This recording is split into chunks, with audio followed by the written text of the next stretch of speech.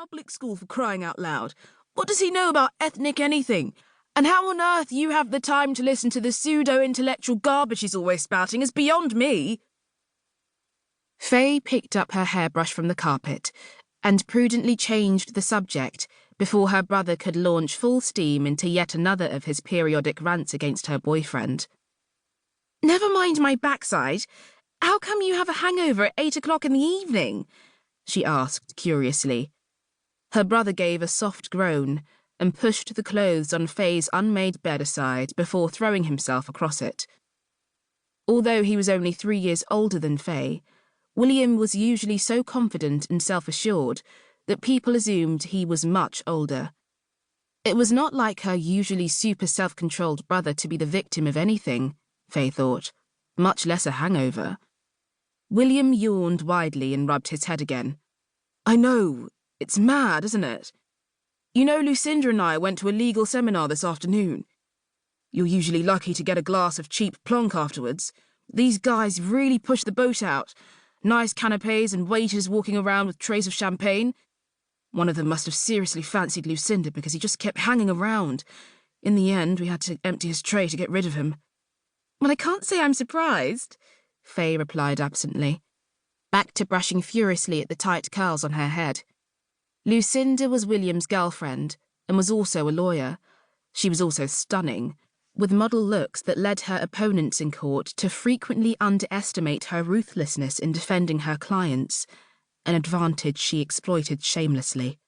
When they were out together, the contrast between William's dark good looks and Lucinda's blonde beauty never failed to turn heads.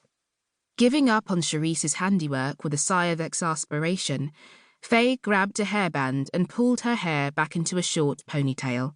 Grimacing at the thought of the lecture Michael was going to give her when she finally made it to Brixton, she grabbed her faded leather jacket and the pink satin bag she had discovered at the local craft market and headed for the door. "Will, I've got to run. Make sure you shut that door behind you. I could do without a lecture from Dad on the state of my room," she babbled breathlessly. "Don't forget, when he gets back, tell him I've gone out and that I won't be back too late, okay? Don't forget, Will, you know what he can be like."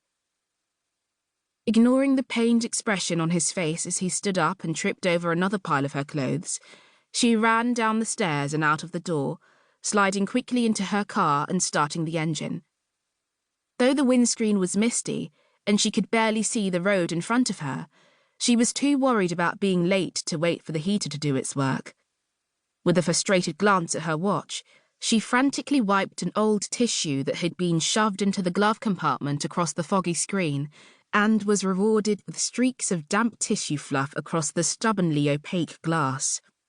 Sighing impatiently, she turned the heater up full blast and crossed her fingers before pulling out into the road.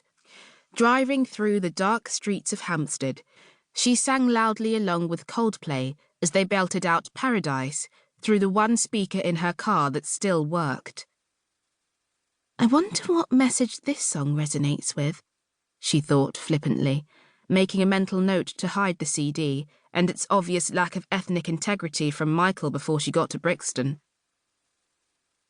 One rant was more than enough for one evening, she decided, and listening to Coldplay was more than likely to send Michael over the edge. She pushed the engine of her little Fiesta as hard as she could and sent up a silent prayer of thanks for the unusually light traffic on a Saturday night. Keeping a nervous eye on her rearview mirror for any flashing lights, as she dashed through Swiss Cottage and headed down through St. John's Wood, she sped up and slowed down expertly, grateful for her familiarity with the road and the speed cameras on her route. She heaved a sigh of relief at the surprisingly light traffic in central London and sped around the tangle of streets through Victoria, screeching up to the traffic lights at Vauxhall Bridge in fifth gear.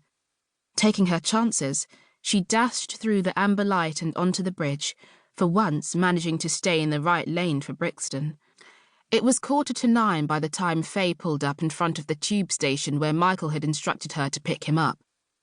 She pulled into the side of the road and switched on her hazard lights, ignoring the irritated toots of the cars now forced to drive around her.